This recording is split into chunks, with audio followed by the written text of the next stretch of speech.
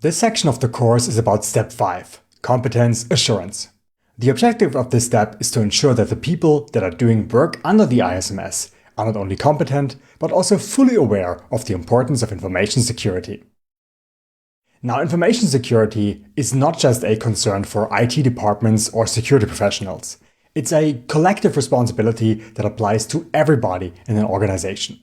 Now, this shared responsibility is why competence and awareness in information security are very important.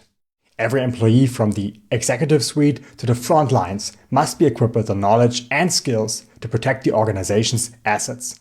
So whether it's about recognizing a phishing email, securing personal devices used for work, or adhering to protocol when handling sensitive data, each action contributes to the strength of the entire security posture. Now, not everybody is an expert in information security. That's why we need to create hiring, training, and awareness programs to enable the organization to succeed. Alright, now let's have a quick look at the project plan. First of all, we must define and establish a security awareness and training process. This involves creating procedures and criteria that will help us ensure that every team member is aware of their information security responsibilities and is competent to carry them out. Next, we identify roles affecting information security. In this task, we identify every role within our organization that has an impact on information security, ensuring no stone is left unturned. Once we have our roles, we determine competence requirements.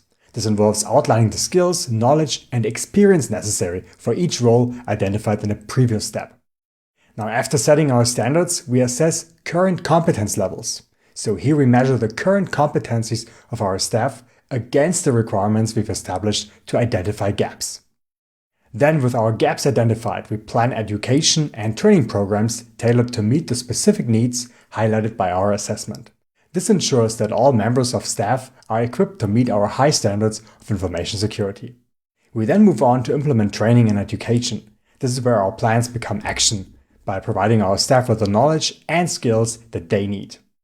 Now, of course, we must evaluate training effectiveness, so it's crucial to ensure that the training provided is effective and that learning objectives are being met. As our organization grows, we may plan for recruitment or outsourcing to bring in new talent or external expertise to fill any remaining competence gaps. Now, finally, we have to document the competence evidence. This step involves creating records to demonstrate that our team members are competent and aware, which is essential for both internal and external audits. Alright, you can find the relevant sections for this step in clause 7, namely in 7.2 competence and 7.3 awareness. You can also find plenty of guidance in control 8.6.3, which is technically not mandatory, but also contains requirements towards education and awareness in terms of information security. Alright, let's now have a quick look at the process and then dive deep into the requirements of this section.